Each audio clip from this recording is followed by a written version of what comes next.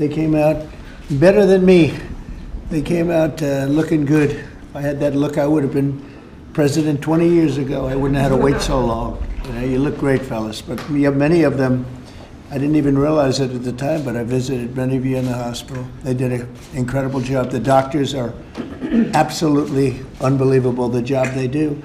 So we were having a little meeting, and at the same time, we're signing some very important legislation, what will become legislation, and right now it's an executive order, and having to do mostly with education. And we have our Secretary of Education, Linda McMahon, who's been so incredible over the last few weeks. I've been watching her on television. I'd like to tell her she could do better, but she can't. She can't do any better. So I want to thank you, Linda. Fantastic. And we also have Commerce, and we have Labor with us today, and you have been, thank you very much. And thank you, Mr. Howard, thank you very much. And we'll take some questions after we're finished. Maybe I'll ask Will to step forward, and you can go through some of these. Yes, also, sir. Lindsay, you'll work with Will, two very talented lawyers, as you all know by now. Thank you, Mr. President. And we'll go through them. And Linda, why don't you come over here? In fact, why don't the three of you come over here? We also have a special guest with us today, sir. Oh, that's right. Annette Albright. Where is Annette? Annette Albright. Charlotte Mecklenburg, school teacher. Very special one. Thank you very much. It's a great honor to have you. Get all sorts of awards for talent. That's good. Thank you very much for being with us. Appreciate it. Thank you. Okay, please. Sir, the first executive order we have prepared for your attention, there are currently laws on the books requiring certain disclosures of universities when they accept large foreign gifts. We believe that certain universities, including, for example, Harvard, have routinely violated this law, and this law has not been effectively enforced. So this executive order charges your departments and agencies with enforcing the laws on the books with respect to foreign gifts to American universities.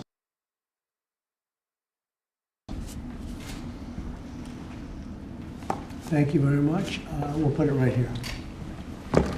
Next for you, sir, university accreditation is currently a process controlled by a number of third-party organizations. That's by statute, by law.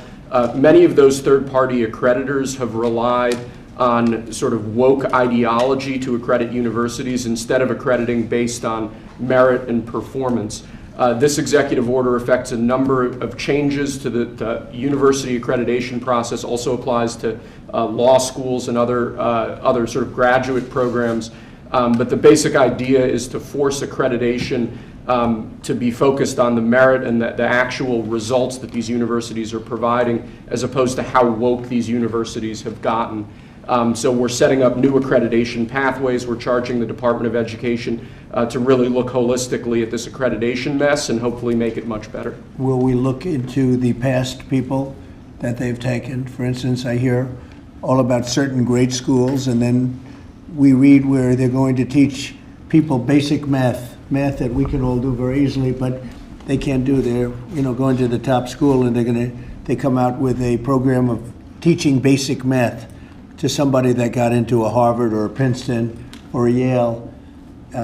Is that part of this? When universities are not performing appropriately, whether that's in admissions or whether that's in their actual instructional activities, that's certainly something that accreditors should be considering, that right now we believe they're not doing a good enough job of, and I think Secretary McMahon could probably speak to that better than I could. Linda? So they're allowing people into school that can't do math, and yet kids who've worked really hard and number one in their class in a high school someplace in New Jersey or in Mississippi, they can't get into the best schools. What is that all about? Yeah, and I think that gets to your policy, sir, of meritocracy, that we should be looking at those who have real merit to get in, and we have to look harder at those universities that aren't enforcing that.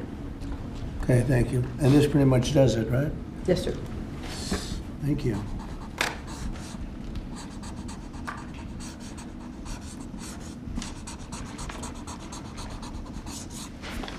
Okay.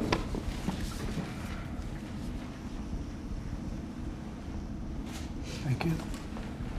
Sir, during your first administration, you made promoting historically black colleges and universities, HBCUs, a major priority. This executive order takes existing law on HBCUs and brings it into effect. We're going to be setting up a White House initiative on HBCUs. The basic idea here is making sure that every aspect of your administration is working to ensure that HBCUs are able to do their job as effectively and as efficiently as possible. Okay.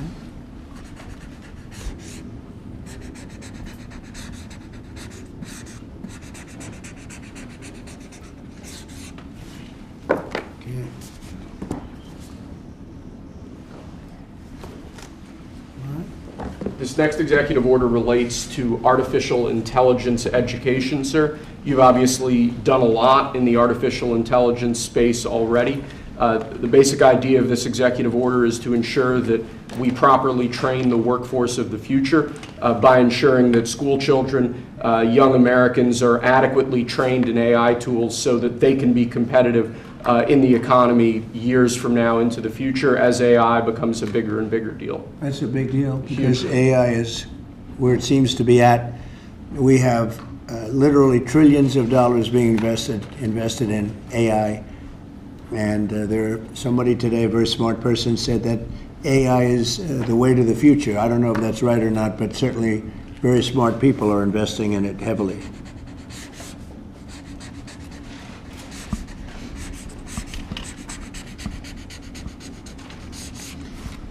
Good.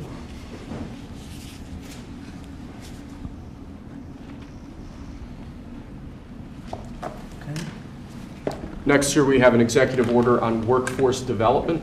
This executive order is going to charge numerous departments and agencies within the government to reshape the way that we do workforce development. One example from the executive order, for instance, we're looking to get the total number of apprenticeships, new apprenticeships, up to 1 million in the country to ensure that in critical jobs areas, in areas where we currently don't have enough trained workers, that we're recreating that pipeline to ensure that, particularly as we onshore industrial jobs and new industries, that those industries have the workforce they need to be competitive globally. Right.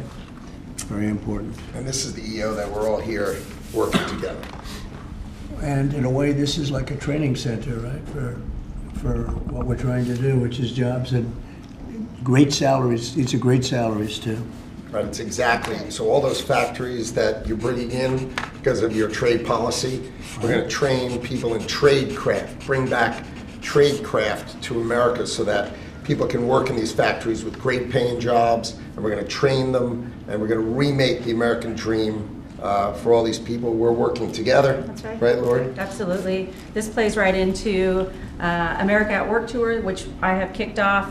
We will work with our state partners and work with our businesses to see exactly who they need in that workforce, and we will skill and upskill these apprentices so they can get right to work and get in the field and build back this economy for exactly living the American dream. Yeah, thank you, sir. Thank you, Mr. President. Next, sir, we have an executive order on school discipline policies. Under, I believe it was the Biden administration, first Obama and then Biden, the Department of Justice, almost impossible for schools to enforce adequate disciplinary policies. This created issues in the classroom for teachers and students alike.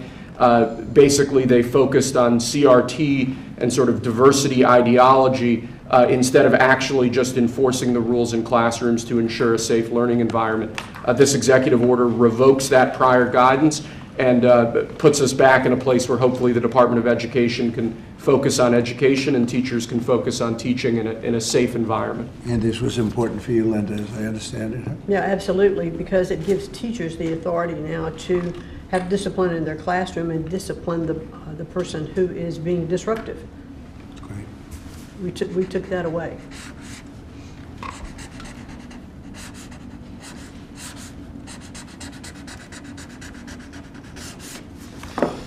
Okay.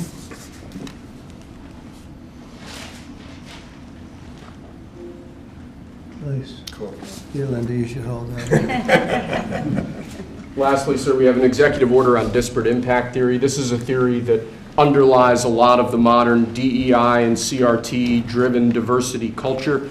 The basic idea here is instructing your departments and agencies to no longer rely on disparate impact theory as they're regulating, as they're issuing guidance, as they're making rules. We want to focus on results. We want to focus on actual fairness. We want to focus on merit, not things like disparate impact theory and the whole sort of diversity, equity, and inclusion cult. It's getting out of that, huh? Yes, sir. After being in that jungle for a long time.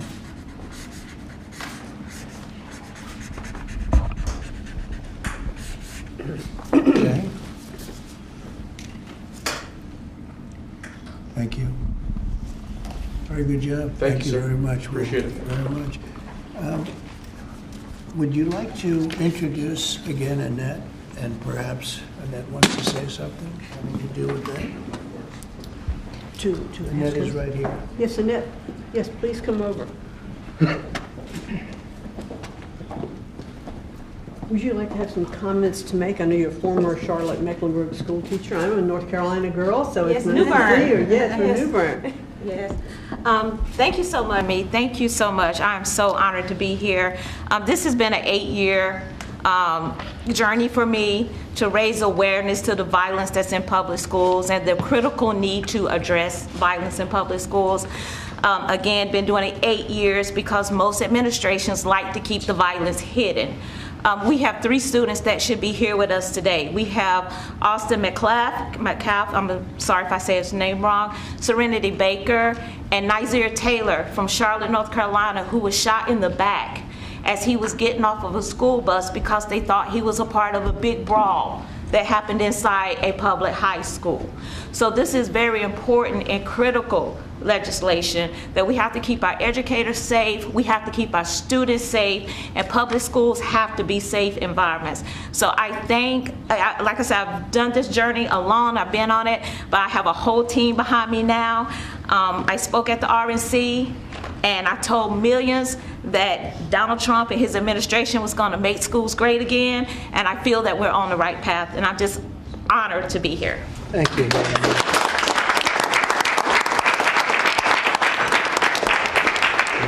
Just to our great vets that are with us, and is it okay if I give her one? What do you think? Thank you. Thank you so much. I Thank you appreciate it. very Thank you. much. Thank you. Thank you. What an honor. Great job. Could I ask Sarah to speak, Gerardo? Yes, sir. Thank you. Tell Thank us you. a little bit about these great gentlemen. These heroes, Mr. President, are extraordinary. This is my husband, Michael, and so many of our dear, dear friends who are here today. Right. Many of them have met you, sir, in your first administration in the hospital, many times at Walter Reed. Right. And they've had long recoveries. Tomorrow, for my husband, marks 15 years since he was wounded in Afghanistan. Wow. And on that day, about 6 years ago, he had his 120th surgery post-Afghanistan. Oh, wow. And you came to see him at Walter Reed, and did. so many others. And we saw great reform in the VA, access, same-day access to prosthetics, mental health care, and we know that that is back. We're going to, these gentlemen were saying, Alex here earlier was saying, this gentleman, they've asked him to prove that he still has his injuries, as though maybe his limbs would grow back. And they unfortunately did not. Yes, and we've seen that many times. And so we're excited for you bringing back the VA Accountability, Mission Act, community care, that were the hallmark of your first term. And we're so excited, sir, to be here. We're honored to be here. And thank you for all you do for our Well, nation's heroes. Thank you. Who's that picture on there? That is Joe Biden, and it says, "Let's go, Brandon." I'm saying, what was that picture? That's great. I told him he wasn't allowed to ask you to That's sign good. it. That's very good. Well, thank you all very much. Would you like to say anything, fellas? You could- Alex, There's a go big ahead. chance you have a lot of good people watching that believe in you. They happen to be the media, but they believe very much in you like I do. Anybody? Mr. President, we're very happy with the energy that this administration is bringing, and it's an administration that does what it promises, and so we're behind you, we believe in you, and I think we all love you. We got to speak for everybody. Thank you very much. And I'm going to get you a better hat. Say, I have better hats. That's a good one. That was the original. It was. That means he was there. I've right been wearing from it the before it was cool. That's right. That's an early one. We'll save that one though, right? Yes, Mr. President. Thank you. Anybody, please? I'd like to stay. Oh, go ahead. Thank you so much. Very nice. Thank you very much. True. Thank you. Sir, the man I just spoke saved Michael Broder's life. And of course, he goes immediately to say thank you, as he was the one that saved Michael Berardo, put him in the helicopter, and got him off the combat zone. Wow. So, That's good. That's very good.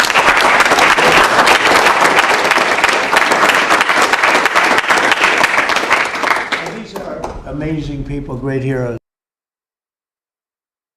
I'd like to say it was an honor to serve. You are worth it, this country's worth it, and it's because of what Christ paid for. Thank you, and we have a spirit that people haven't seen in many years, at least 5.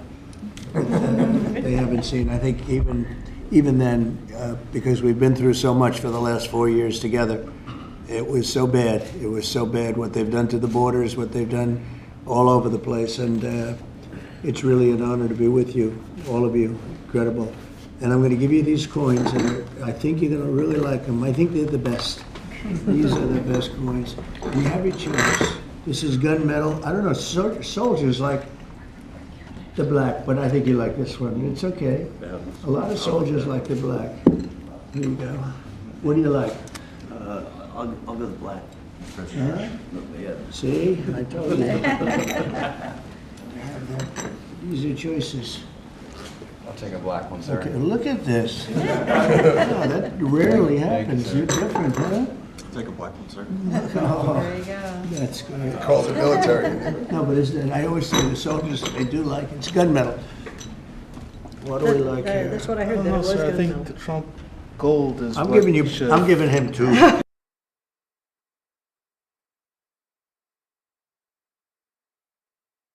Okay. This is actually fun. I'll take the gold, Mr. President. Look, okay, I thought you were gonna take that gold. Okay.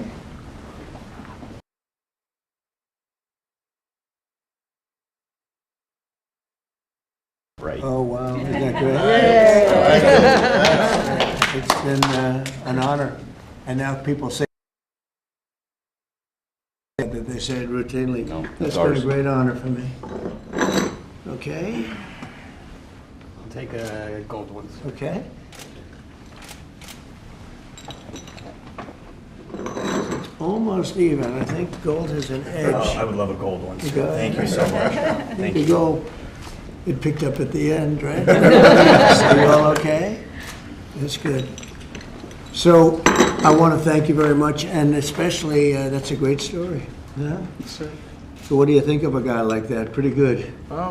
We actually, him and him, we all served together. Wow. And Jared over there, too. Jared over there. So you And guys, I forgot. so you guys got hit, huh? Pretty good. You got hit. Pretty good. Amazing, We're in a amazing. pretty tough area in Kandahar, in the Arghandab River Valley, Right, right it's outside tough. Kandahar. Their unit had a more than 50% Purple Heart rate, sir, Wow. in 2010. You deserve it. You deserve that and more. We appreciate it so much. Brave, really brave, brilliant people. Thank you very much. Do you have any questions of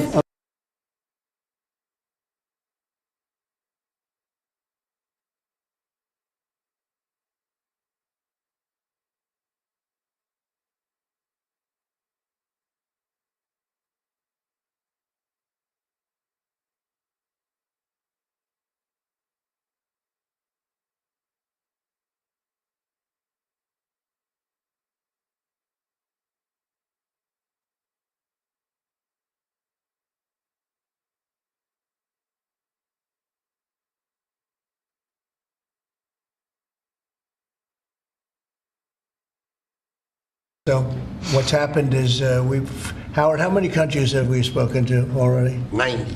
90. And they all want to make deals, and we're going to make deals, but they're going to be fair deals. They're not going to be rip-off deals. And, you know, we were losing almost $5 billion a year. No country can do that. And now we have it down almost to even, maybe even better than even, because of the tariffs on cars and aluminum and steel. We have tariffs 25% on cars, aluminum and steel. And there's a rush to build new steel plants, a rush to build new aluminum plants, and a biggest rush I've ever seen, that we've ever seen, to build car plants. We have like 11 of them or something, big ones, where you guys maybe work maybe you won't want to work, you'll do something else instead of that. But if you like cars, you'd like to work at one of these plants, the biggest plants in the world. 3 of them have left Mexico before construction started, 1 of them during construction, and they're coming to this country. They're coming back. Don't forget, and we get along great with Mexico, but Mexico took 32% of our car building business. So it's amazing what's happened. Remember this number, anywhere from $3 to $5 billion a day. That's not $1 million, that's $1 billion a day. Nobody can even imagine it. And that's what we were losing. And, hence we have $36 trillion in debt and everything else. And in the end, I think what's going to happen is we're going to have great deals. And by the way, if we don't have a deal with a company or a country, we're going to set the tariff. We just set the tariff. It's something that we think that will happen, I'd say, over the next couple of weeks. Wouldn't you say? I think so. Over the next 2-3 weeks. We'll be setting the number. And we're going to pick, could be for China too, could be for China. We're dealing with almost all of them. Too many to fully deal with, but we're going to be fair to them. But we're dealing with a lot of countries right now, and could be with China, but maybe we'll make a special, a deal, and we'll see what it will be. Right now it's 145%. That's very high. It got there because of the fentanyl.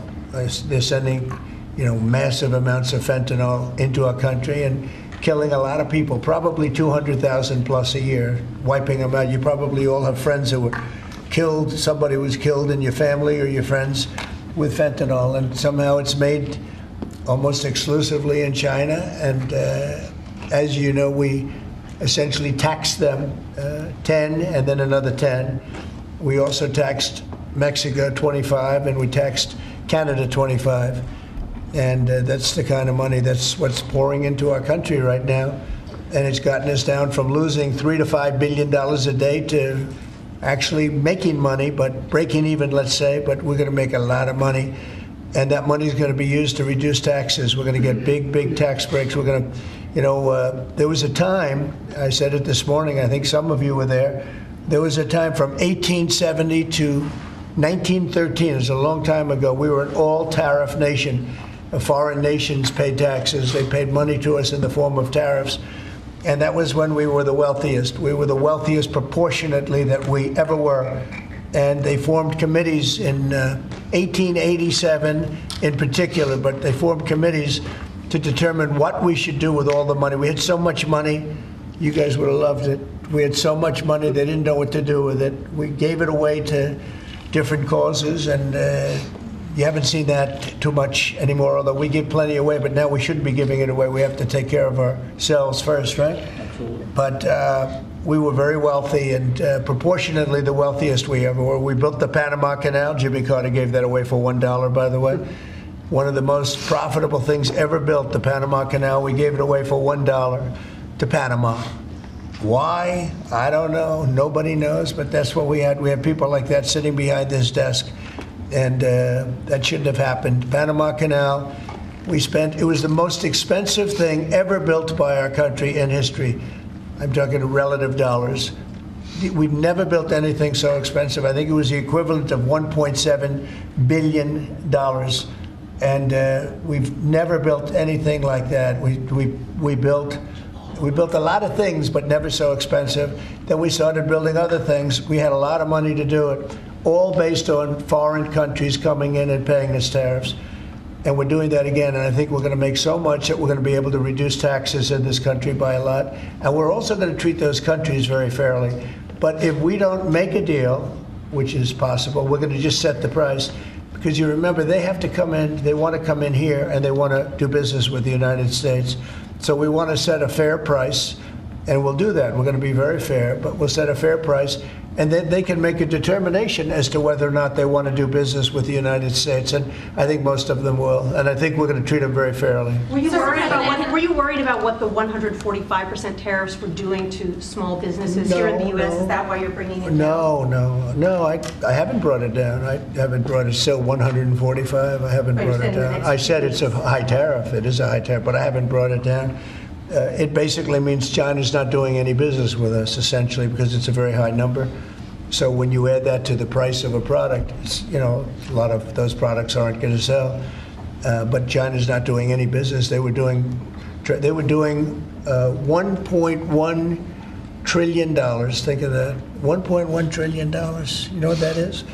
And it was just very unfair to us. And we were doing very little, relatively very little with them. It was a one-sided, very one-sided.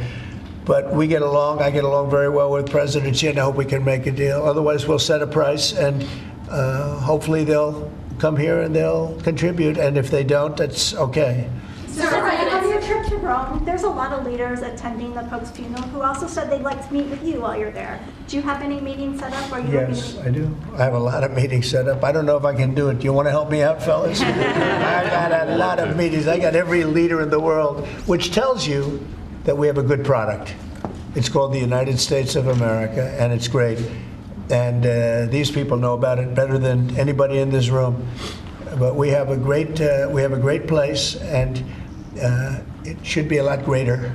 And that's what we're going to do. We're going to make it greater than ever before. It's very simple. Who are you going to be meeting with, President Zelensky? Well, I have a lot of meetings set up, yeah. And are you A lot. bringing anyone with you in the U.S. delegation to the funeral, like Secretary Rubio or a former president? We have a couple of people coming. We'll announce it probably this evening or tomorrow. First Lady's going, and some people are coming with me from staff. But we'll have a number of people going. I'm sure it's going to be a beautiful ceremony. Okay? I had one on Ukraine, but I wanted to ask you one about veterans since they are here today, and thank you for your service and sacrifice. I wanted to ask you about the cuts that have been made, including with the VA. Can you assure that veterans like these men here, those that have been suffering from mental health issues or burn pits, for example, will be taken care of? Yeah, very with much the so. cuts? In fact, they will tell you it's been better with me than any president in history. We had a 92% approval rating, which is unheard of, up 50 points from the previous administration in my first 4 years, and we're doing better now. And in fact, now they have something, the call-in doctor stuff, where it's really become, modernized and great. We don't have to go and travel sometimes long distances to get to a clinic or get to the VA.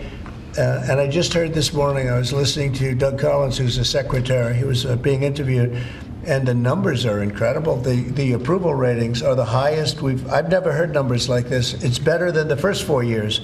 So no, there's no group of people more important than the people in this room. And I am not talking about the media. I'm talking about these people right here. There's no group, and they're going to be taken really well care of. That's very important to me. And on the war in Ukraine, are you going to be meeting with President Zelensky? He's asked to meet with you this weekend. Will you be meeting with him? I don't know. I don't know that he's going to the funeral or not, but I just hope he gets this thing solved, because we're losing about, think of this, 5,000. I was saying 2,500, and everyone was telling me that's low. 5,000 soldiers are being killed every week, approximately. Think of that. Every week, 5,000 soldiers, but let's say from 3,000 to 5,000 are being killed. They're Russian and Ukrainian. They're not Americans, but they're Russian, but they're people. And they're humans. They're human beings. They have families. They wave goodbye to their son, and then they get a call that the son's no longer there. It's a vicious war. And if I can help solve it, we're not losing our soldiers, but we're losing soldiers, a lot of people. And if I can solve it because of a certain ability, that would be great. And if it doesn't happen, I will say that I think Russia is ready. And a lot of people said Russia wanted to go for the whole thing.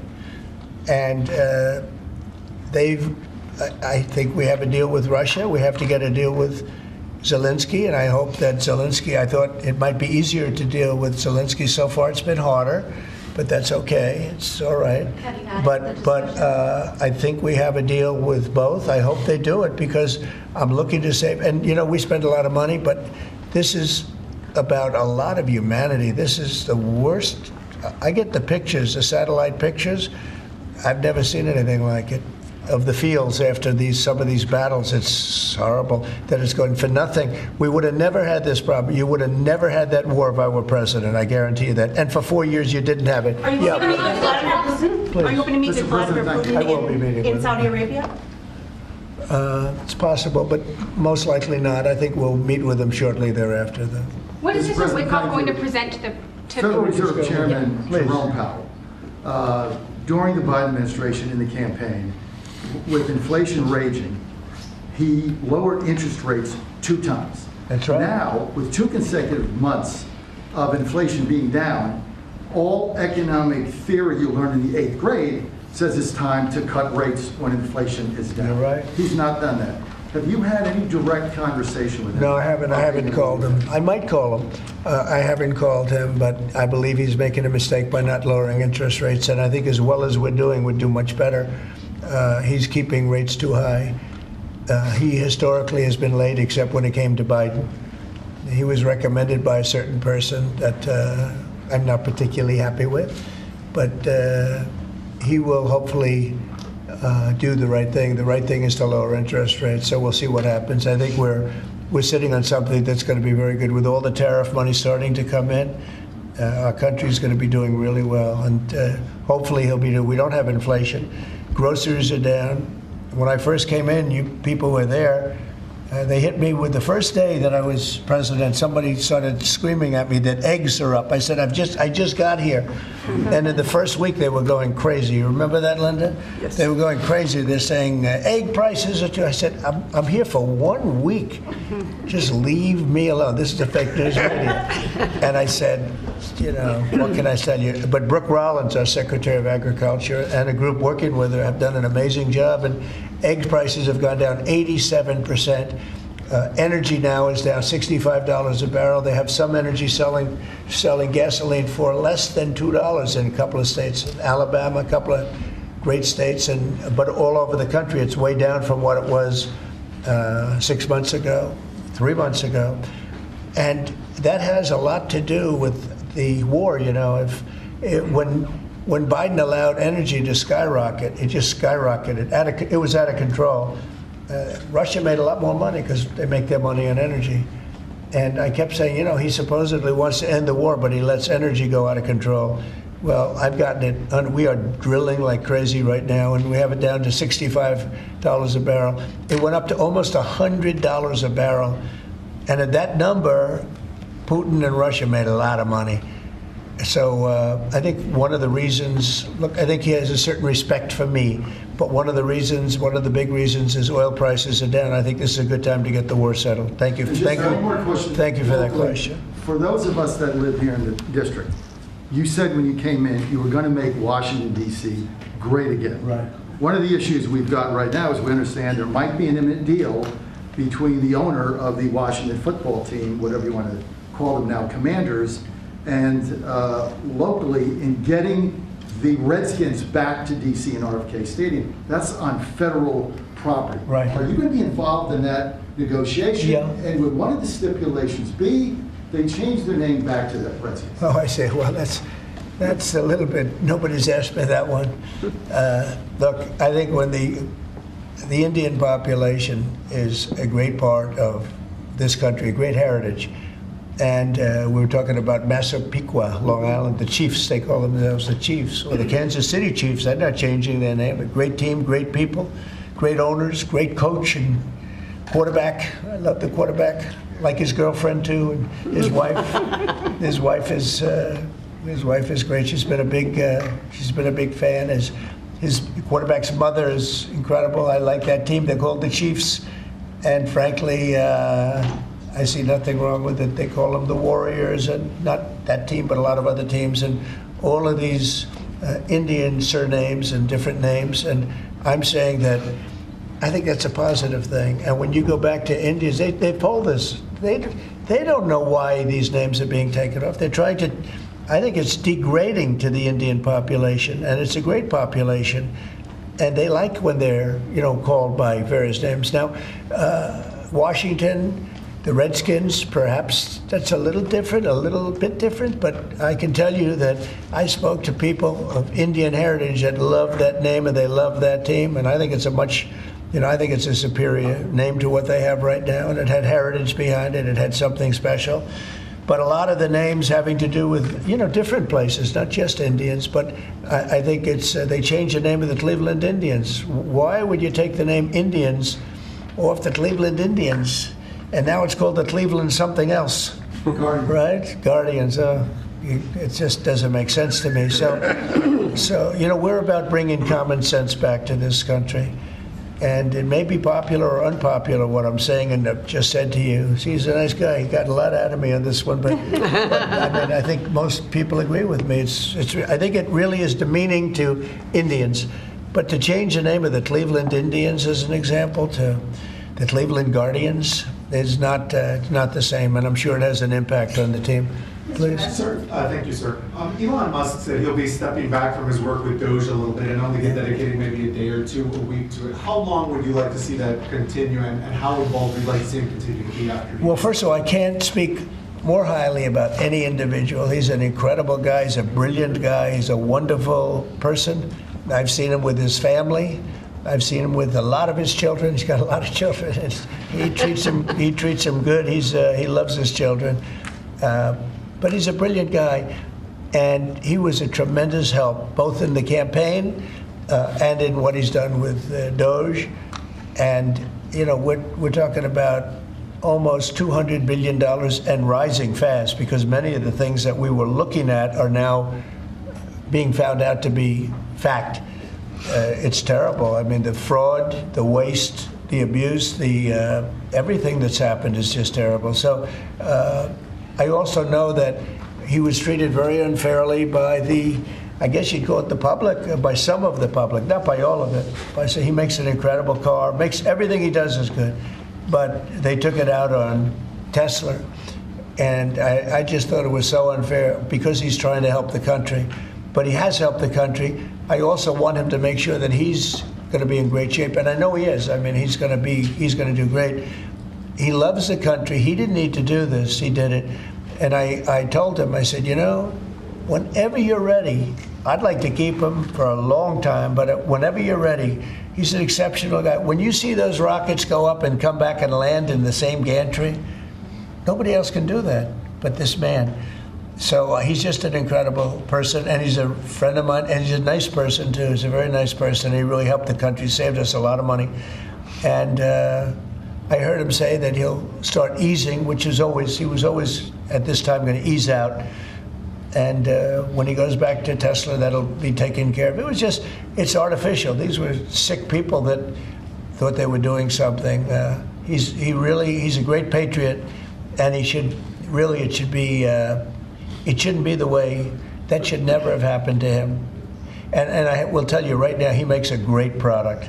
He makes a great product. It's a great car. It's great everything. Starlink is great. What he does is good. He's doing medical things that are amazing.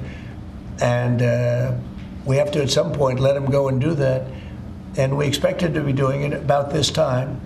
But I'll talk to Elon about it. Thank you for the question. Sir, a second question. Yeah. Canada has an election coming up. Do you have a prediction for that, and what do you think the results of With that respect to be Canada? with the negotiations? Oh, I don't want to predict other nations' elections. It's tough enough doing this one. Look, I love the Canadian people. I like Canada, but it's costing us $200 billion a year to support Canada. $200 billion. And I say, why are we doing that? You know what? We can make our own cars. We have more energy than they do. We have more energy than anybody in the world. We don't need their lumber, obviously. We have more lumber. We have a lot of lumber. We have a lot of everything that they sell us. But in particular cars, they took a large percentage of the car making, and I want to bring it back to this country. I really don't want cars from Canada. So when I put tariffs on Canada, they're paying 25%, but that could go up in terms of cars.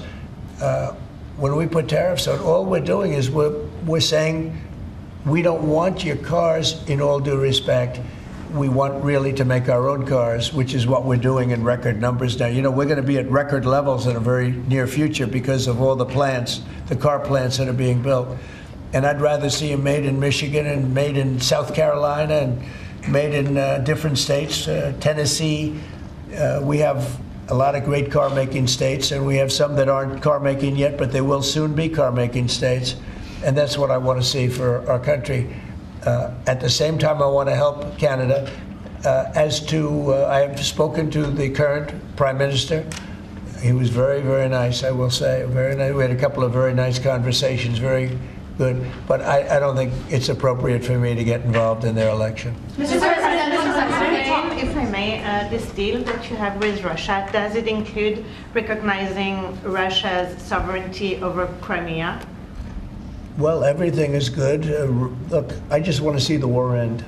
I don't care. If they're both happy, they both sign an agreement.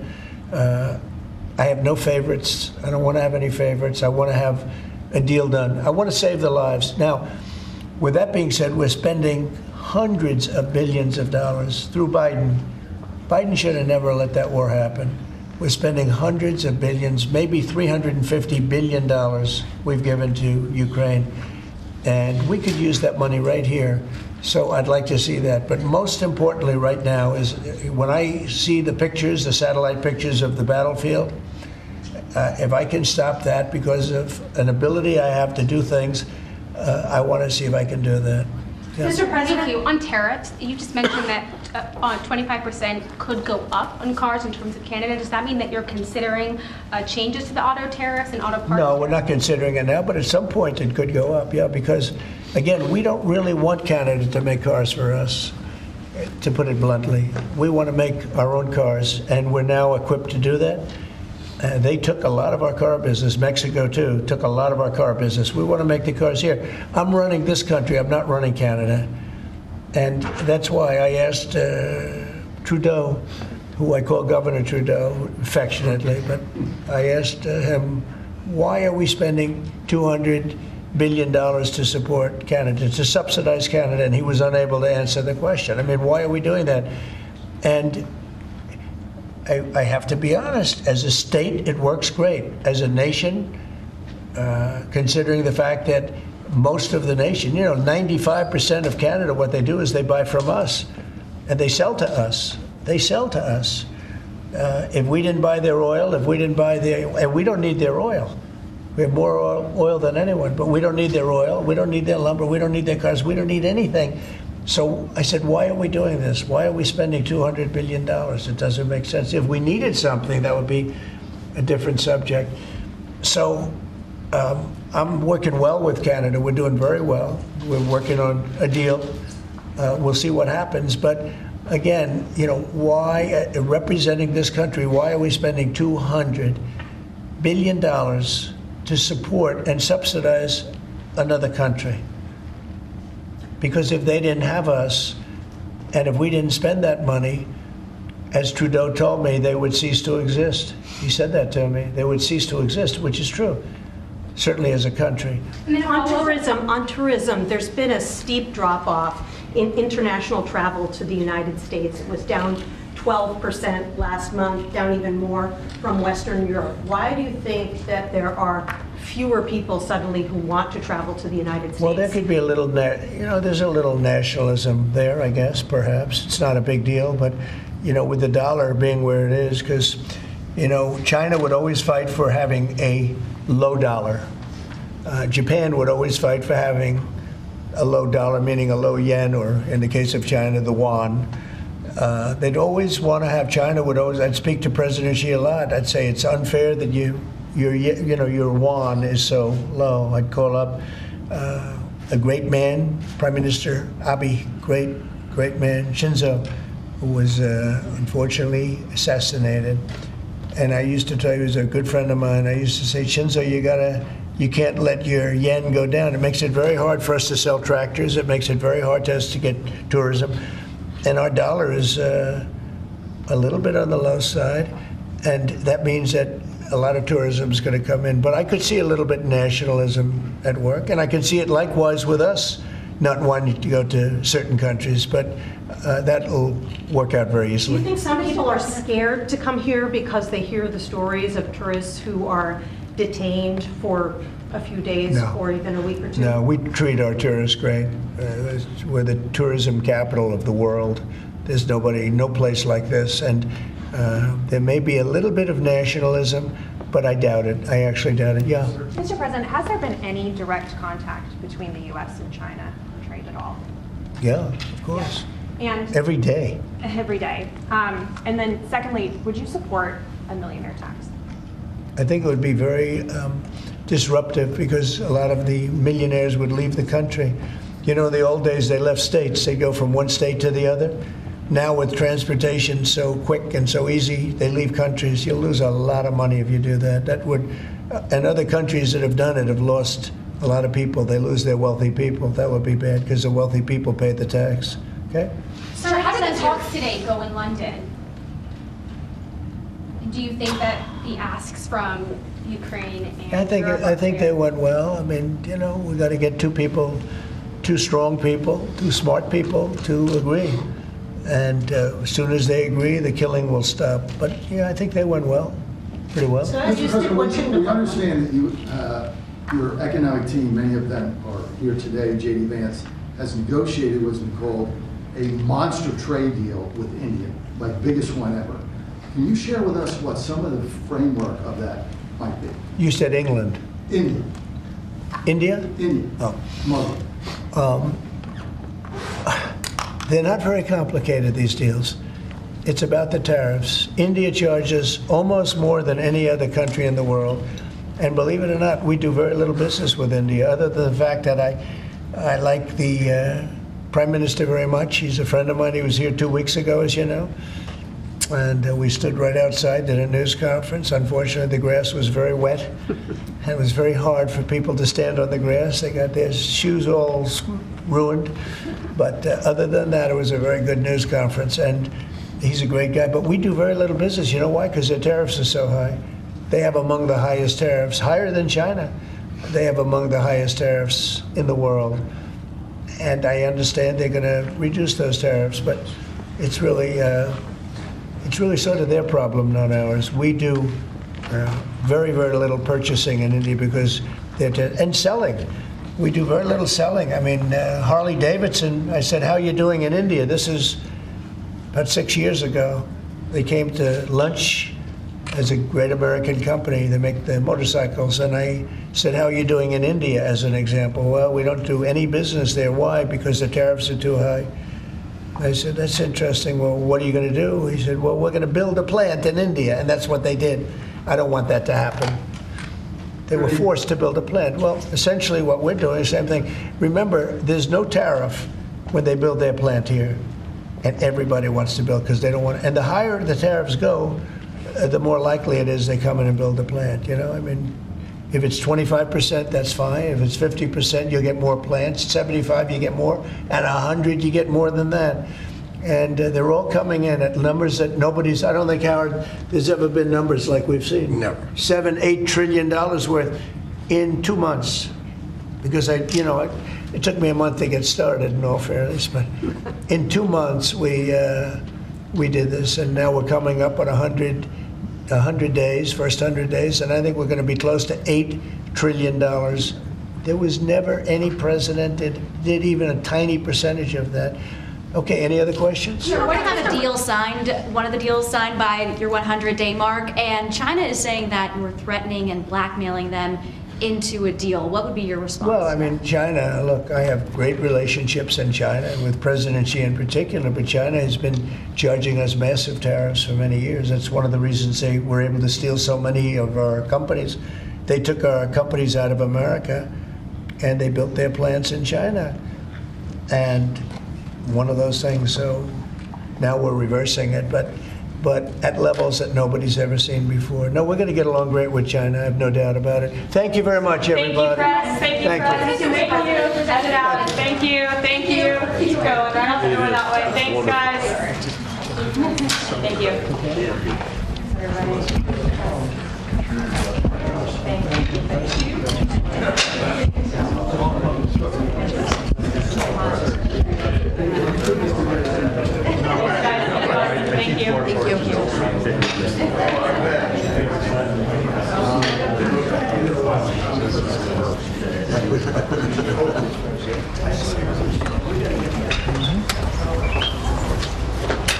Good God, Jesus Christ.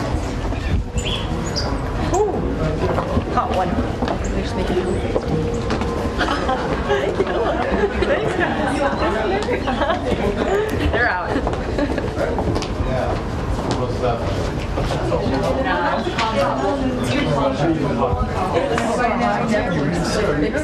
It's